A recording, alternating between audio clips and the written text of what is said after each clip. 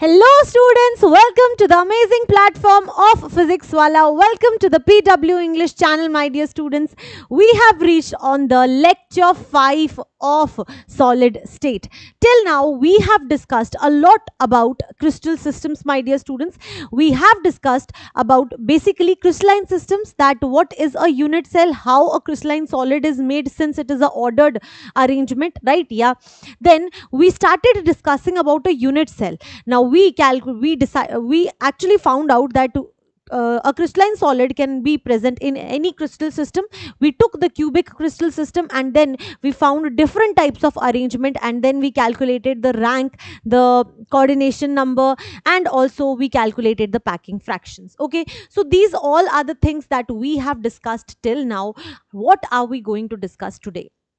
So now, my dear students, I have told you what exactly happens when your atoms are arranged. Okay, yes, we have found the packing fraction as well. We also calculated the void fraction, right? What is a void? The void is when a lot of atoms do arrange together, there is some empty space, and that empty space is actually known as your void, right? Yeah.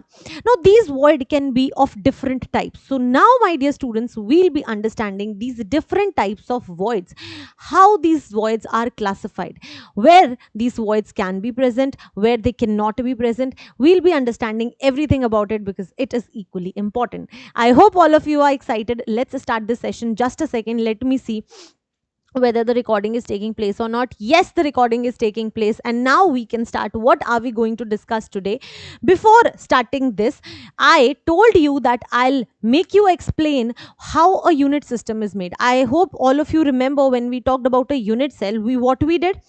We thought that in a unit cell, ma'am, you always drew atoms something like this on the corners, right? Yes. And you never joined them. Then why do you say that these atoms actually touch each other? How actual unit cell appears to be? I'll be showing you that, my dear students. So first, let's have some look here. Okay, so now you can see here, my dear students, that this is how a unit cell we draw. Okay, these all atoms are actually present like this, but in reality these atoms are bigger in size and they actually touch each other. Okay, they actually touch each other. So now we'll have to wait till they'll touch each other. Just see, this is how a primitive unit cell looks like. See, simple cubic or primitive unit cell looks like this, and the actual atoms are present like this. Now can you see this empty space between them? Yes, this is actually your void. And if you see along the edge in a simple cubic, your atoms do touch each other. And just see here, my dear students, in a simple cubic along the edges, they do touch each other, right? Yes. And this is how your unit cell actually looks like. If we see, only 1/8 part of the atom is present in one unit cell, right? Yes. So we can just see how 1/8 part of the unit cell is actually present in the unit cell. So this is how a real unit cell looks like, but we have to understand it, so we have to draw it in a very elaborate manner. Okay, yes, I hope you're clear with this, my dear students, right? Yes, perfect. Yes, it's clear. Perfect, my dear students. Now let's move forward. Now I'll show you the next unit cell. Yeah, next unit cell. So now, my dear students, you will understand how a face centered unit cell works. Okay, so let me just play it. Yeah, so now you will see face centered unit cell. I told you that along the corners atoms are present, and also along the face center atoms are present. See, face center, this is face center, this is face center, all the face center atoms are present. Okay, now just see, this is how a face looks like. You have a ball, that is your atom, half is in that room and the half is in here room. Now, I told you that in FCC, atoms do not touch each other. I told you that in FCC, atoms do not touch each other along the edges. See, they don't touch each other along the edges, but they do touch each other along the face diagonal. So this is your face diagonal, and actually they are touching each other. So now I hope you're getting the idea why I told you that atoms in a FCC do not touch along the edge like in the simple cubic. They do touch each other, but they'll touch each other along the face diagonal. Okay, perfect. Now I'll just play it. Yeah, it's played. Now just see, and now you can make a diagonal and you can just find out the relation between r and the edge length. Yes, this is how your FCC looks like. Okay, now it will just cut it off.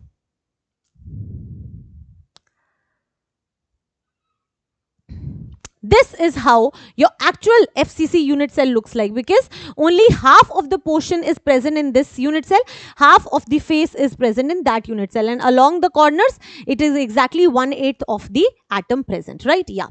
So this is how you can see the diagonal here. This is how a FCC is looks like. The same way, my dear students, if you can imagine your BCC unit cell, you can also imagine how it actually touches along the diagonal, body diagonal, right? Yes, I hope you're clear with this. Perfect, my dear students. Now we can move forward. We have understood everything. So now, I hope I have given you a better idea of a unit cell, a better idea of how the atoms do touch each other. Now, my dear students, we need to have a better clear picture of the tetrahedral voids. Okay, I'll definitely show you the tetrahedral voids as well, but in the next class. In this class, you'll have to understand, imagine yourself. In the next class, I'll make you see the videos as well. Okay, so now let's start. So if we talk about voids, voids are majorly, the voids which we will be discussing are majorly classified as two types. They are majorly classified at two types. One is your octahedral void,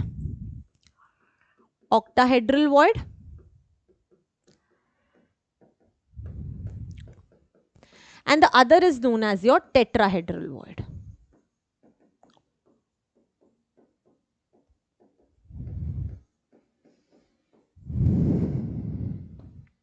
So these are the two types of voids, those are present. Now voids are vacant spaces enclosed by atoms maintaining a definite geometry. I hope you're clear with that. Now we'll be discussing in detail these two particular types of voids. Okay, yes. So you can pause the video, write it down, and then we'll move forward. Okay. So now, one by one, we'll be discussing about all the types of voids. So the first type of void that we will be discussing is your octahedral void. Now, what exactly is a octahedral void? Okay. So now, my dear students, it says that it is a vacant space octahedrally surrounded by the atoms. Now, how octahedrally surrounded? So now, my dear students, you need to understand here that your octahedral void, octahedrally means that it is surrounded by 6 atoms. A void which is formed by 6 atoms is actually known as your octahedral void. Okay.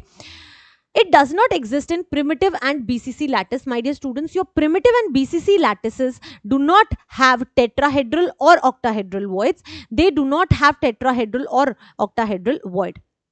Your FCC and HCP, your FCC and HCP, this is also known as CCP.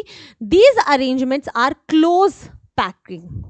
They are called as close packing, and they have your tetrahedral voids and octahedral voids. But your primitive and BCC arrangements do not have the tetrahedral or octahedral voids. Mark this.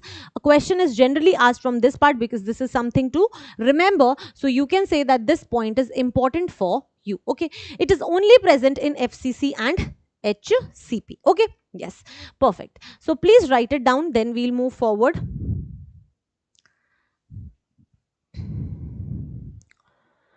Okay, so now my dear students, let's try to understand what a octahedral void would look like. I told you that octahedral void is a void which is made up of 6 atoms.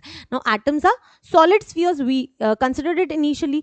So what actually a octahedral sphere void looks like, you have this, something like this, okay.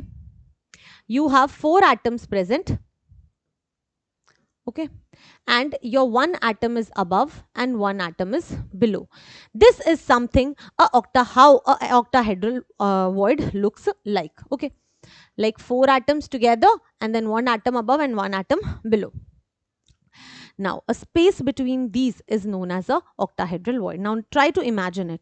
You have one solid ball, sphere ball here, then you put four balls above it, okay, and then you put one more ball above it. Now, the space in between is actually known as your octahedral void, okay. Now, if we enlarge it, I told you that atoms actually touch each other and only then your void would be formed. So, in reality, what actually happens is you have something like this balls present. You have four balls here, and now you have to imagine that you have one ball below, okay. So let me say the one ball below is like this, like this, and then you have one ball above like this. So this is how your octahedral void looks like. So this is your octahedral void. This is known as your octahedral void, okay. Yes, so you have four balls present in the same plane, then you have one ball below it, one ball above it. The space in between is known as your octahedral void, okay. I hope you're clear with the octahedral void. Perfect. Now, my dear students, you can also imagine a octahedral void in a different way. What different way? Let's say you have something like this, okay. You have atoms like this. Let me make it a little bit more perfectly. You have something like this, okay. So now what happens is you, just a second, because I have to make you understand, so I'll have to make it beautifully, right? Okay, so this is how you have atoms present. Now what are you going to do? Touch these two, like these three together and these three together, and let's say you are watching this void from here. This is your eye. So what you will actually see is that you will see one triangle this way, and then you will see one triangle this way, one pointing above, one pointing below. This is also a octahedral void. These are the two different types of octahedral voids that can be present in your unit cell. Okay, yes, I hope you're clear with this, how to visualize a octahedral void, a void which is formed by 6 different atoms. Okay, perfect. I hope you're clear with this. Please draw these and then we'll move forward.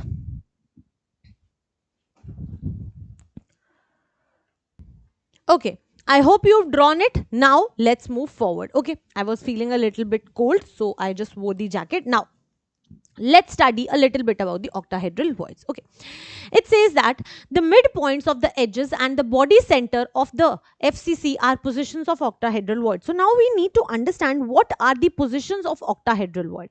So it says that, let's say you have a FCC lattice here. So your octahedral void will be present in the body center here. Let's say this is your body center. So one of your octahedral void will be present here, and it says that the other octahedral voids would be present on the edge centers, of all your, this is the edge center, yeah, this is the edge center, this is the edge center, edge center, edge center, edge center, and edge center. Okay, so this is how your octahedral voids actually look. Okay, so the midpoints of the edges and the body center of the FCC are the positions of your octahedral voids. Okay, so now we need to understand why these are the positions where your octahedral voids are present, and it says that in FCC, because we have studied FCC till now, we've not studied HCP, so I'll make you understand everything with the FCC structure. Okay, this is a FCC structure. Let me tell you, I haven't drawn the atoms here, but this is a FCC structure. Okay, so atoms would be present on the faces as well. Okay, perfect. So this is how your FCC looks like. Now I'll make you understand how your octahedral void is present on the edges, in the middle edges, in the mid of the edges, and also the body center. Okay, so now let's try to understand it. The midpoints of the edge is octahedrally surrounded by 4 face centered. Okay, this is something, this is drawn here, and this is the body center. I'll first make you understand the body center, and then I'll make you understand the edges one. Okay, so now my dear students, what you actually have to imagine is, imagine you have one face center atom here, you have one face center atom here, you have one face center atom here, one here. I am not drawing the corner atoms because I want to make you understand how your face center atoms form a octahedral void at the body center. Okay, so you have one atom here, and let's say you have one atom here. Okay, so these are the face atoms, right? Face center atoms.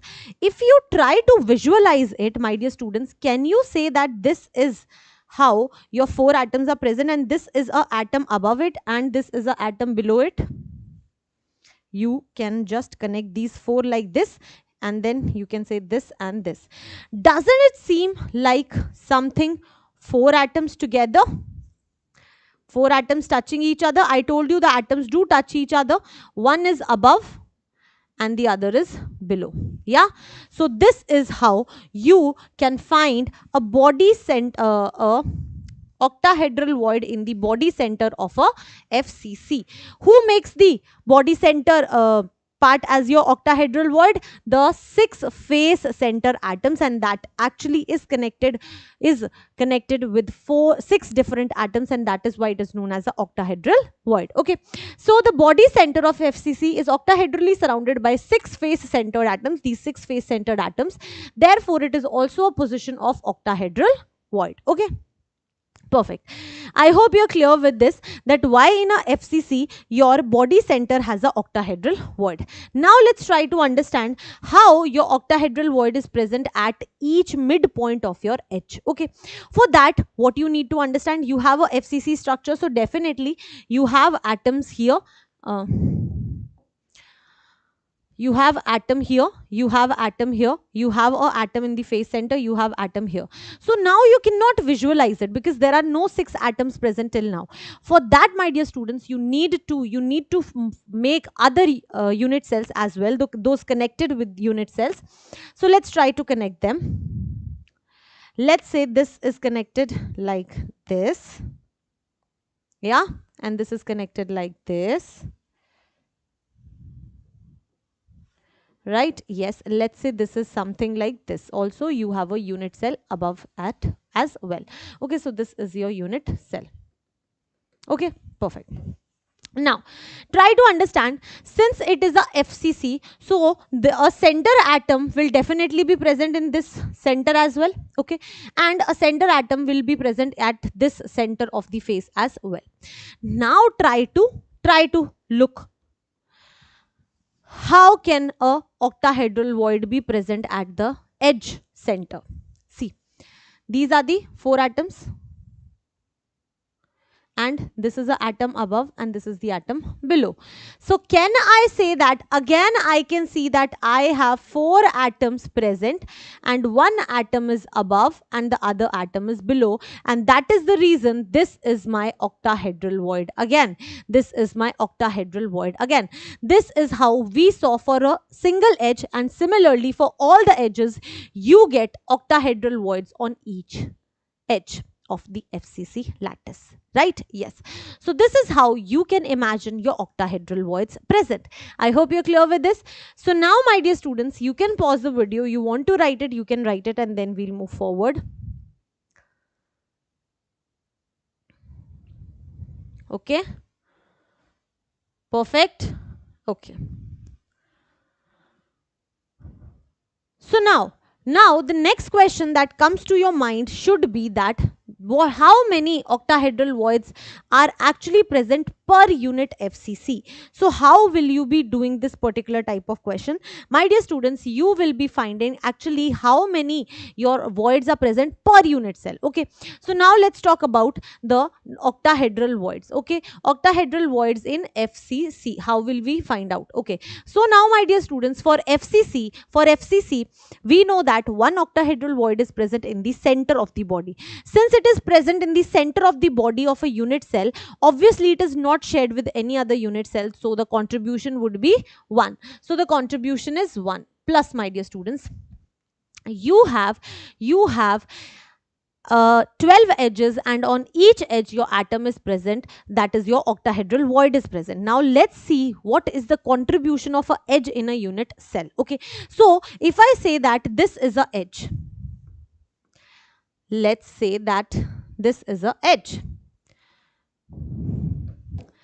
If we talk about this edge, my dear students, where all it is shared, one with the adjoining unit cell, Yes, the other, it is shared with the,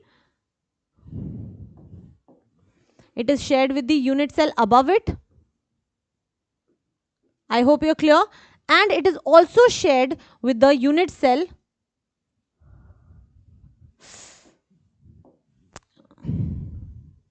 adjoining unit cell as well, right? Yes. So it is shared between 4 different unit cells. So can I say that the contribution at edge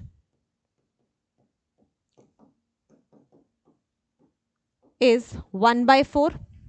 So the contribution at edge is 1 by 4. So the number of octahedral voids would be number of atoms in on the edge into the contribution, which is 1 by 4. So this would be 1 plus, how many edges do you have? You have 12 edges, right? Yes. And on each edge you have a octahedral void, so divided by 4, this would be 1 plus 3, which is equal to 4. So you have 4 octahedral voids present in a FCC, right? Yes. Can I ask you what is the rank of FCC? Rank of FCC is also equal to 4, right? Yes. Now, can you find the relation? Now you have to find a relation, and you have to say that number of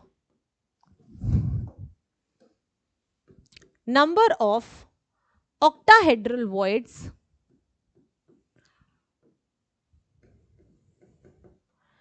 in FCC is always equal to the rank. Similarly, my dear students, you can find another formula as well, that is number of octahedral voids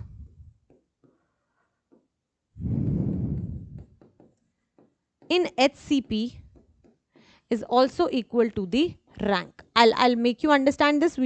I'll talk about the HCP as well, but for now you just need to remember these formulas. Okay, I hope you're clear with this. Perfect. Just a second. Huh?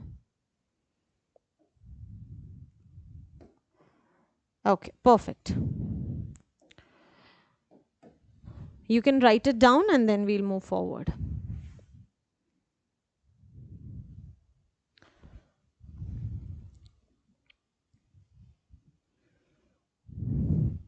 I hope you've written it. Now let's move forward. And now we'll be discussing about tetrahedral voids, because we have discussed everything about octahedral voids till now.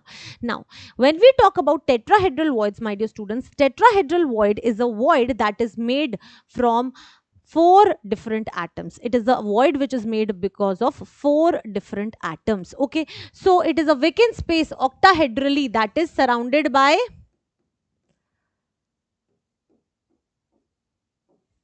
4 different atoms. 4 atoms. It is not necessary that there are 4 different atoms, but 4 atoms is necessary. Okay. So now if we talk about how a tetrahedral void is formed, it is something like you have, let's say you have one atom, you have another atom, and you have another atom. So it will form a triangle, and one atom is present here. Okay, so this is how your tetrahedral void would look like. This is your tetrahedral void. A tetrahedral void is present something like this. Now let's try to make it even better. Let's say you have a spherical ball like this touching each other. You have 3 balls present in the same plane.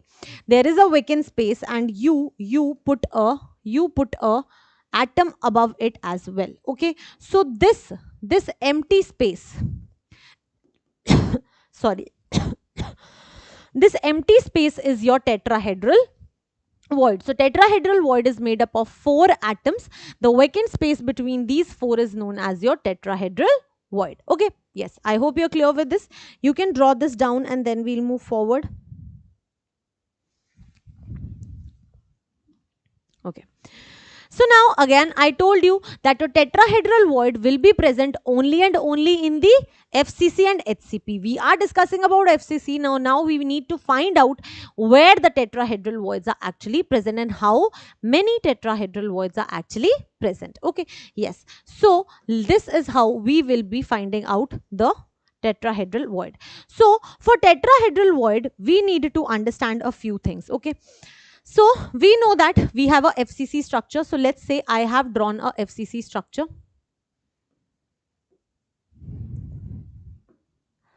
Okay, this is my FCC structure. So now for imagining a tetrahedral void, my dear students, you need to imagine a imaginary cube. Okay, so let me just draw a imaginary cube and then you'll understand what I want to make you understand. So this is your cube.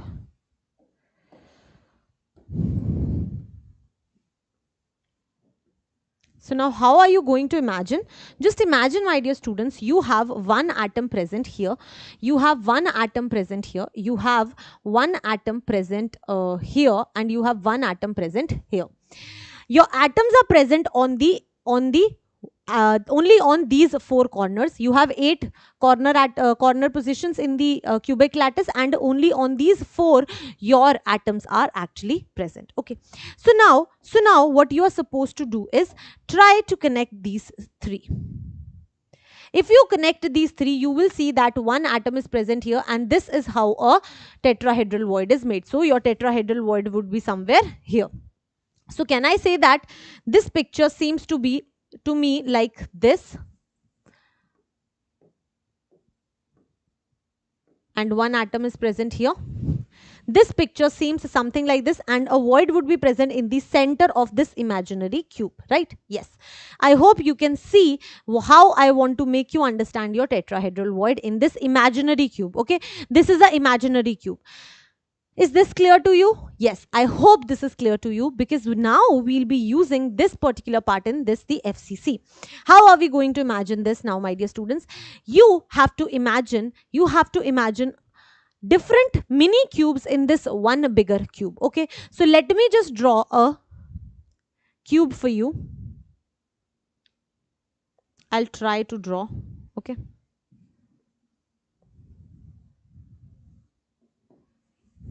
Let's say this is the center. So something like this. No, this would be the center again, then like this, then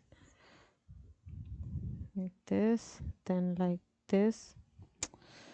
My drawing, I'm sorry, I'll make it again. Okay, so this is the center.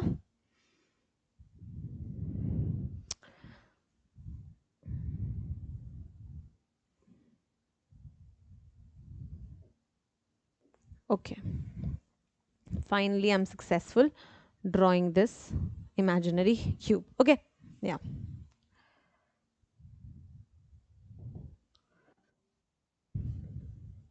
Okay, perfect.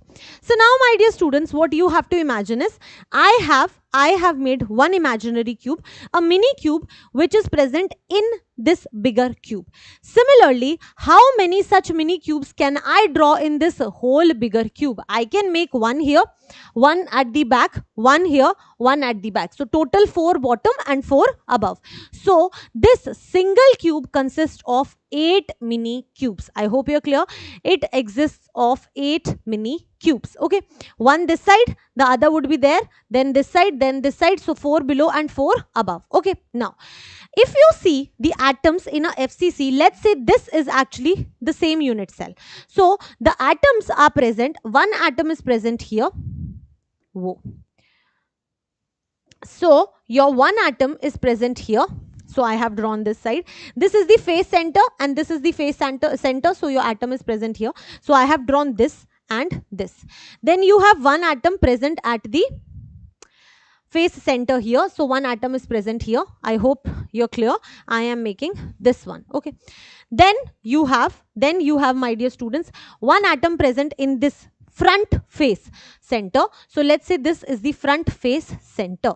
Okay, so now, my dear students, if you can imagine, this looks something like the imaginary cube we drew, and in this imaginary cube's center, a tetrahedral void is made. A tetrahedral void is made. And how many such imaginary cubes can be present? Total 8. So in center of every imaginary mini cube, you will get one tetrahedral void. So total 8 tetrahedral voids can exist in a FCC lattice. I hope you're clear. I tried to show you how I have made the imaginary cube and how I have imagined the tetrahedral void. Okay, yes. 8 mini cubes. Center of each mini cube will give me one tetrahedral void. So total 8 tetrahedral voids. Okay, yes. So if you want to draw it, you can draw it. First, you want to draw the imaginary cube. Then you can draw this.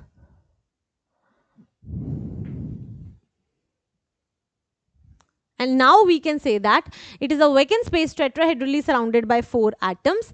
And if the atoms are placed at the alternate corners, now you'll understand those lines, alternate corners on the opposite faces of the body center of the cube becomes the tetrahedral void. The body center of the smaller cube is tetrahedrally surrounded by 3 face centered atoms and 1 corner atom, and it is known as a tetrahedral void, right? Yes. You can pause the video, write it down, and then we'll move forward. Okay. I hope you've written it. Perfect, my dear students. Now we'll be writing the rank number of octahedral voids. Sorry, tetrahedral voids, right? Number of tetrahedral voids in FCC. So now we'll be talking about the number of tetrahedral voids in FCC. You have 8 mini cubes, and every mini cube's center you have one tetrahedral void. So total 8 tetrahedral voids are present, right? Yes. Can I ask you what is the rank of FCC? You will say the rank of FCC is, ma'am, 4. So can I say that the tetrahedral voids in FCC is actually equal to 2 times of rank? Right? Yes. So this is the formula that you need to remember, that tetrahedral void in FCC is always 2 times of the rank. Whatever the rank is, it is 2 times of the rank. So you have 4 as the rank of a FCC, you will have 8 tetrahedral voids. Similarly, tetrahedral voids in HCP is also equal to 2 into rank. Okay. This is the formula. I'll make you understand everything about it, but these are the few things which you need to keep in mind. Your tetrahedral voids are always more than the octahedral voids. Okay. Please write it down and then we'll move forward.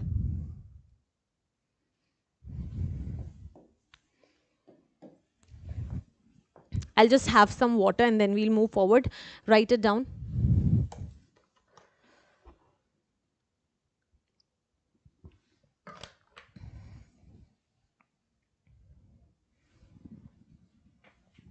Okay. I hope you've written it. Now, my dear students, what are we going to discuss now? Now, you might have heard about layering. So now, my dear students, we'll be talking about different types of layering. Okay, we'll be discussing different types of layering. We'll be discussing one-dimensional layering, two-dimensional layering, and third, three-dimensional layering as well. So let's start. So first, we want to talk about voids. Voids are also of different types and different types of layering. So let's talk about voids in two-dimensional and three dimension. Okay, and three dimension. Okay, so now if you talk about two dimension and voids, my dear students, in two dimension we only consider a circle. So here we'll be considering circle as our atom, but if we talk about three dimension, we consider sphere as our atom. So here it will be a sphere. Okay, on the board obviously I'll have to draw it simply, but in reality it is something like this. Okay, so if we talk about the packing fractions, how are we going to find out that what is the packing fraction of one particular unit cell in two dimension? We'll always be talking about the area, okay, which will be pi r square.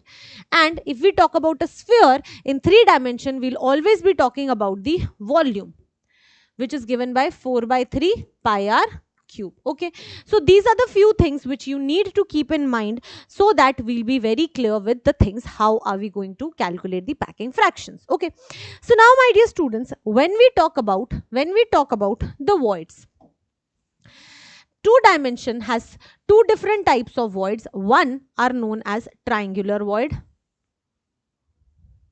Okay, the one is known as triangular void, and the other is known as square planar void.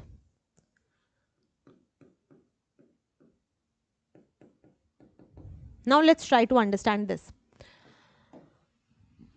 What is a triangular void? When you have three circles present and you have a void in between, this void has a, if you see very closely, it has a triangle in between.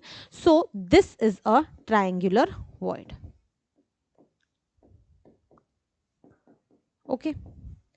If you talk about a square planar void, my dear students, so how does a square planar void looks like? Let's say you have spheres like these. Okay, so these are present something like this, right? Yes.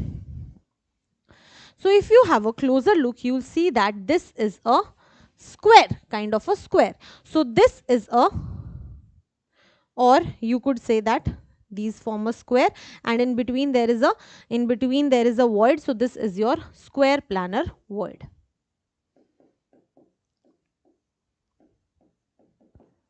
Now let's try and talk about the coordination number of these voids. Okay, so now my dear students, the coordination number of the void is how much? You have one void which is made up of three atoms, so the coordination number is 3. If you talk about this void, how can you tell me that what is the coordination number of this void? The void is made of 4 different atoms, so the coordination number is 4. So the coordination number of square planar void is 4.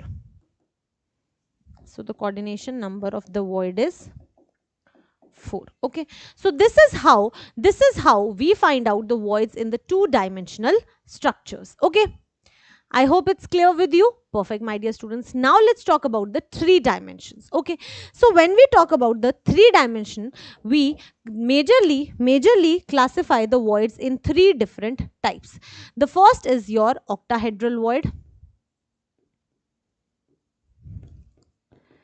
The second is your tetrahedral void. And the third is your cubical void. These are the 3 different types of voids that are generally found in the 3-dimensional layering. Okay, yes, these are the voids which we will be studying. Now, if we talk about octahedral void, we have discussed about octahedral void. It is formed by 6 different atoms. So, it can be something like this. You have one atom here, you have one atom below. So this is a octahedral void, right? Yes. I'll try and let's discuss these types of voids individually, okay, on the next page. Perfect. Okay, you want to draw this down, please draw it, and then we'll move forward.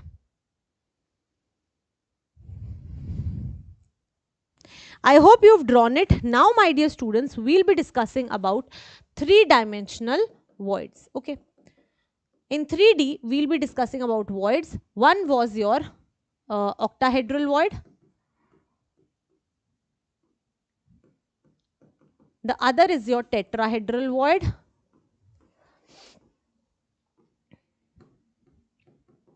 And then it is your cubical void. Okay.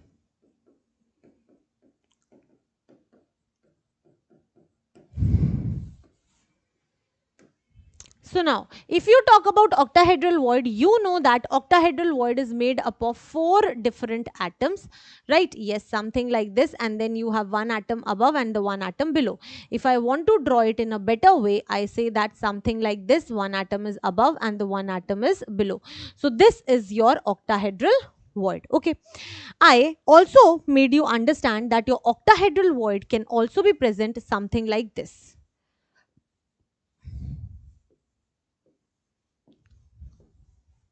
Right? Yes. What are you going to do? You will join these 3 and you will join these three. So you see that you have one triangle like this and you have one triangle like this. So this is also your octahedral void if you are watching from here.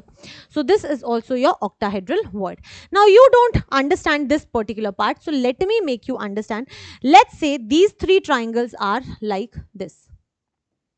Okay, so they are joining something like this. Now let's try to make these three in the opposite side. Okay, so you have one atom, two atom and three atom, right? So the other triangle is like this. Can you see a empty space in between this part? This is your octahedral void. This is your octahedral void.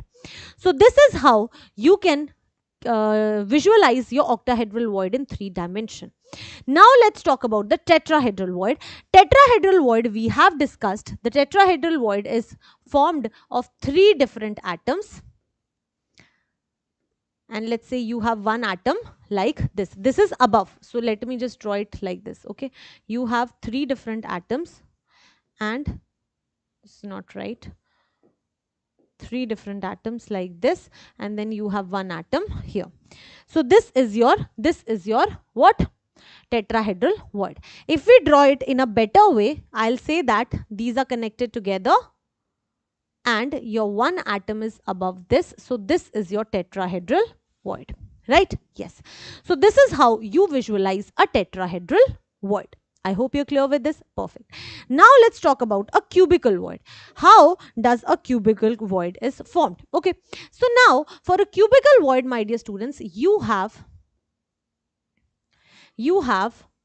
atoms like this, and you have exactly like same, I am drawing it with a different color so you'll get it, exactly same atoms above them.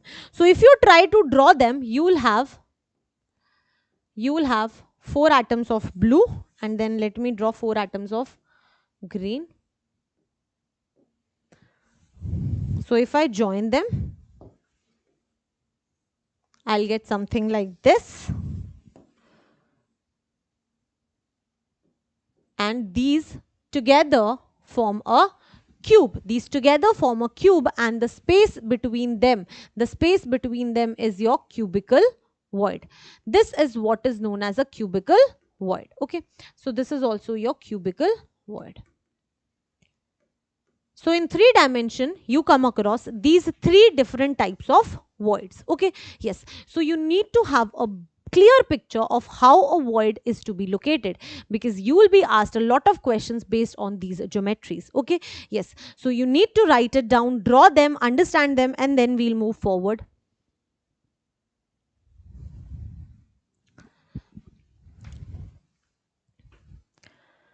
I hope you are clear with this. Okay. Yes, you're clear with this? Now let's move forward, my dear students.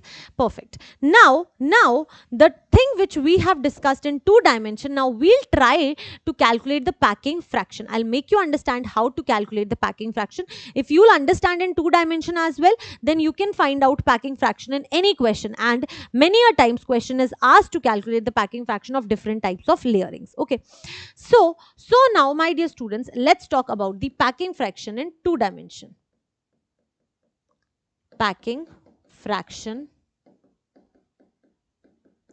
in 2 dimension. Okay, so if we talk about packing fraction in 2 dimension, you have how many types? 2 different types of layerings. Okay, so let's try to understand first. Let's try to understand the layering, and then we'll try to understand the packing fractions as well. Okay, so let's try and let's start a topic which is known as layering. Now layering is actually that how your unit cells are formed. Okay, till now we studied about a unit cell, but now we'll understand how we imagine a unit cell. Okay, what is a unit cell? A unit that is repeating itself again and again, and you're getting your crystal system. Okay, so let's talk about layering. The first is your one dimensional layering. One dimensional layering. So in one dimensional layering, my dear students, you'll obviously have one axis. I hope you're clear with this. Let's say you have one atom here. So you'll have one atom here, one atom here, one atom here, one atom here, one atom here, and so on. And this would be the one dimensional layering. So if you have to find out the coordination number of one atom, you'll always take a atom which has the same atmosphere. So this atom has same atmosphere symmetry, and it is directly connected to two different atoms. What is coordination number? The nearest neighbors which are direct in contact, so only two. So we'll say the coordination number is 2. So in one dimension, the coordination number of an atom is always 2. Okay, yes, I hope you're clear with this. You can write it down. Now let's talk about the two-dimensional layering. So if you talk about two-dimensional layering, now two-dimensional layering can be of two different types. It could be, my dear students, now we'll be discussing about the two-dimensional layering. It could be your square packing, and also it could be your hexagonal packing. Okay, so now we'll be understanding these types. So now, if you talk about the square packing, how your square packing actually exists. You have atoms like this.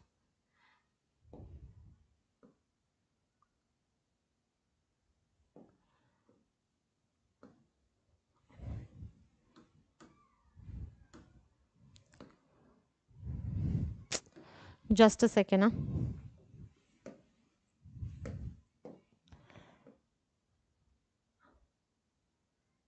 So you have atoms like this.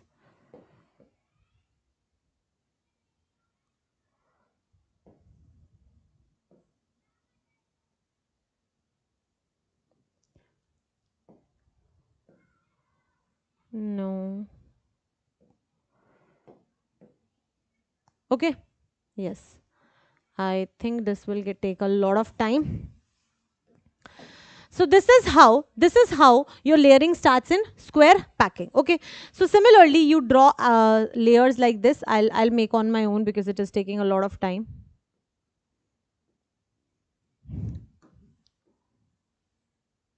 Okay. Yeah. Let me just make one more layer. So this is how your square packing looks like. Okay, your square packing is one layer on the above, then. Let's say this is A type of layering. Okay, so this is your A type of layering, and this is known as your square packing. Okay, and we are talking about two dimensions, so this is how your square packing looks like. Okay, perfect. So now what happens, my dear students, is let's try to see that which type of voids are present here. Okay, so let me write it as voids present here. Which type of voids are present here, my dear students? Which type of layers are present? Just tell me. Can I say that you can think of this type of void? So ma'am, you have what? Square planar voids present here, right? Or you could say square voids. Yes. Now, can I talk to you about the coordination number of the void? Ma'am, the coordination number of void is, it is connected by 4 different atoms, so the coordination number is 4. Now let's try and understand. Now let's try and understand, my dear students, about one particular atom. In this packing, the coordination number of the atom. Now I'm not talking about the voids. Now I'm talking about the coordination number of the atom. So the coordination number of atom here would be, let's talk about this particular atom. So this atom is directly connected to 1, 2, 3 and 4. 4 atoms. So the coordination number of the atom is also 4 here. Right? Yes. So this is how we can see the first type of packing. Now let's talk about the hexagonal packing. Now if we talk about the hexagonal packing here, my dear students, I'll have to draw this again. You will have one atom. You will have another atom. You will have another atom, then you will have another atom. Okay, similarly you will have atoms like this. Need to draw it in a bigger size. I am trying to draw best I can. Okay, so atom would be present something like this, something like this. Yeah, then you have atoms like this.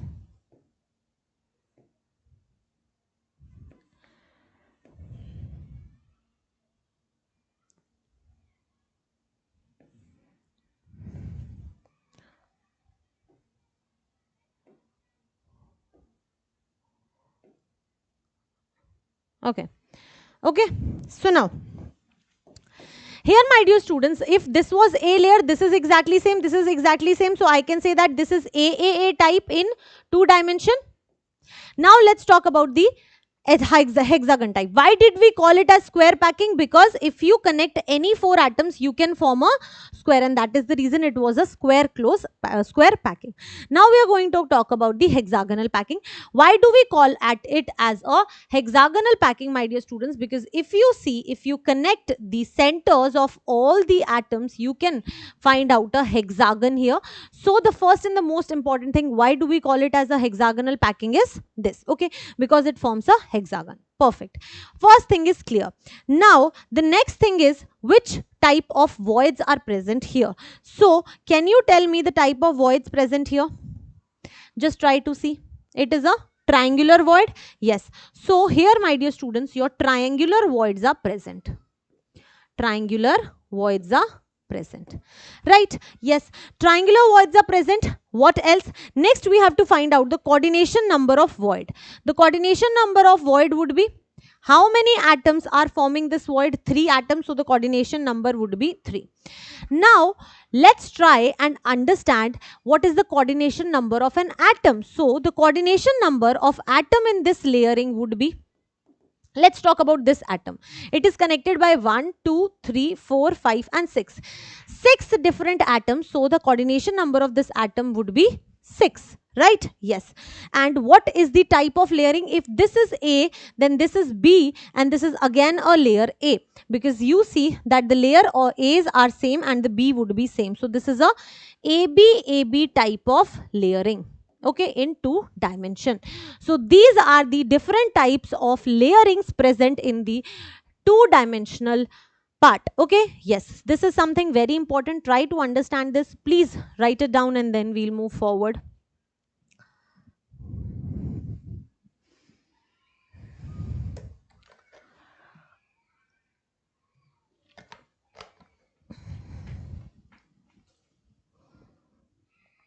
I hope you've written it. Okay, perfect.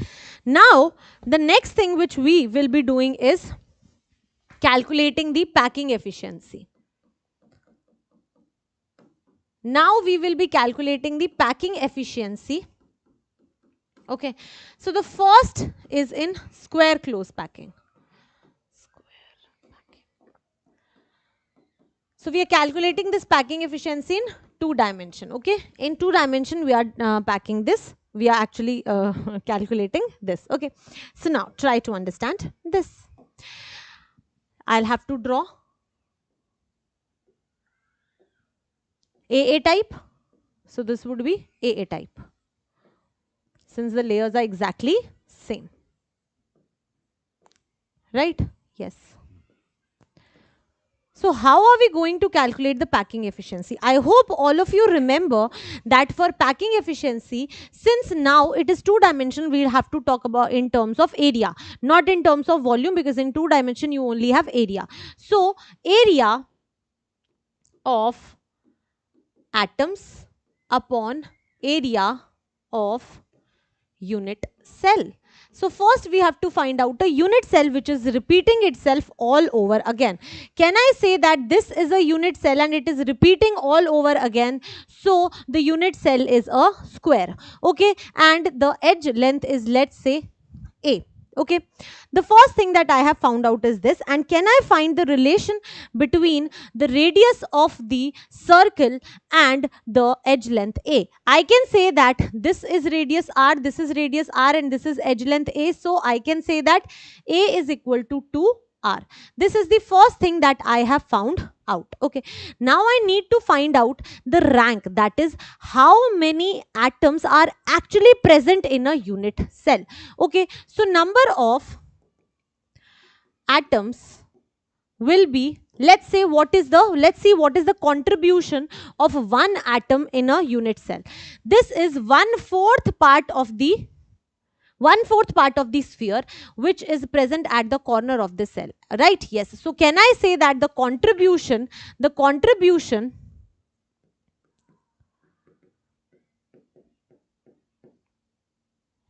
of atom is 1 by 4? The contribution of one atom is 1 by 4. So what will be the total number of atoms present? Total number of atoms would be present. Contribution is 1 by 4. And how many atoms are actually present? 1, 2, 3 and 4. So I can say that 4. So the total number of atoms that are present is 1. Right? Yes. What is the total area of square? It is A square because it is a square. So now let's try to calculate the packing fraction. Easy. Your packing fraction is actually equal to total area of atoms. How many atoms do you have? 1. And what is the area of one atom? Pi r square divided by A square, the area of your unit cell. Okay. I know the relation of A and R, so I'll use it in this. So the packing efficiency will come out to be pi r square upon A is equal to 2r, right? Yeah. So 2r whole square. So this would be pi r square upon 4r square. Let's cancel r square by r square. So pi by 4 is the packing fraction. Actually, we are calculating packing fraction, not packing efficiency. If we had to calculate the efficiency, we had to multiply it by 100. Okay. So this is the packing fraction. So write it down, packing fraction. Okay. Perfect. Or packing fraction.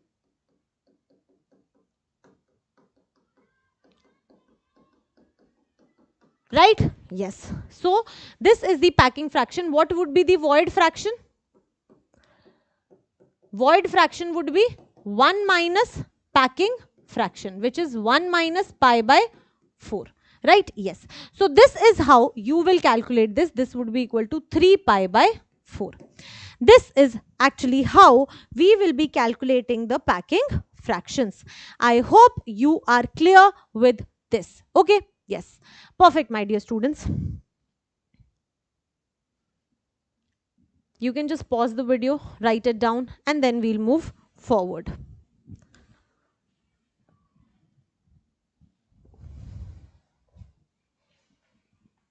I hope you've written it down. Perfect. You can write this down as well. There is some error with it. This is 3.14. Your fraction would come out to be this 4 minus this is 3 by 4 pi. This is 1 minus the packing fraction, right? 1 minus the packing fraction. This would be 1 minus pi by 4. And this would come out to be 1 minus 0. That is 314, right? So 0.3 would be 3 and 1, right? 0.314. So that would be 32. 0.9 something, right? Yeah. So this is how you will calculate. Just calculate the full value here. Okay. Yeah, perfect. So now, my dear students, your homework is you have to calculate the packing fraction of hexagonal packing. Okay. So now you will have to calculate the packing fraction of the hexagonal packing. This is your homework. Okay. Yes, perfect. Try to do this. You'll have to draw that. Then you'll have to find a unit cell, and the unit cell which is repeating, I told you the hexagon would be the unit cell. So try to calculate the packing fraction. I'll make you understand how to calculate it further. Okay. Yes. We'll discuss the three-dimensional layering in the next class. We'll be discussing the three-dimensional layering in the next class. Okay. Yes, perfect, my dear students. Now let's move forward. Now let's try and do some questions which will actually help us to have a grip on the concepts which we discussed today. Okay, and three-dimensional layering we'll discuss tomorrow. So now the question says that in which of the following pairs of structure tetrahedral as well as octahedral holes are found? Where are they found? They're not found in the primitive and they're not found in the body centered crystal systems, else they are present, right? Yes. So it is not present in BCC, not present in simple cubic, HCP and CCP, yes, not present in BCC. You know that CCP is your FCC. So yeah, option 3 will be your correct answer. Okay, perfect. Now let's move forward. Next is the number of octahedral voids in the BCC structure is. You'll have to tell how many number of octahedral voids are present in BCC. Now, my dear students, I told you that octahedral voids and tetrahedral voids are not present in BCC. So, octahedral voids and tetrahedral voids are not present in BCC. So, the answer would be 0. So, option A will be your correct answer. Perfect. Yes. Amazing, my dear students. You can write it down as well. You can write this down as well. Now let's try to do this question. The question says that you have element B who forms CCP. So you have element B who forms CCP and you have element A occupies half of the octahedral voids. So it occupies half of the octahedral voids. Okay. While oxygen atoms occupy all the tetrahedral voids, it occupies all the tetrahedral voids. The structure of the bimetallic oxide is. Okay. So you have to tell this element B forms CCP. Now since, my dear students, it is forming BCC, I know that CCP, I know that rank is equal to 4. If rank is 4, can I say that tetrahedral voids would be 2 into rank? So that is 2 into 4, which is equal to 8. And I know that octahedral voids is always equal to the rank. So octahedral voids are 4. Now it says that B forms CCP and it occupies all the space. So this would be 4. If you talk about A is half of the octahedral void. So you have octahedral voids 4. And oxygen occupies all the tetrahedral voids. So this would be 8. So now let's try to find out. This would be something like this. So let's take LCM 2 on all the parts. So this would be B2, A and O4, right? So A, B2, O4 or B2, A, B2, O4. Yes, option B will be your correct answer. So this is how you have to solve this question. When you find the easiest portion, this means that 1 ratio 1 by 2 ratio 2. So you'll have to take the LCM. So this would be 2. This would be again 1, sorry. And this would be 4. So this is how you find out the correct formula, that is AB2O4. Okay, and these types of questions are asked a lot, so you need to have a best grip on this particular part. Okay, perfect. Please write it down and then we'll move forward.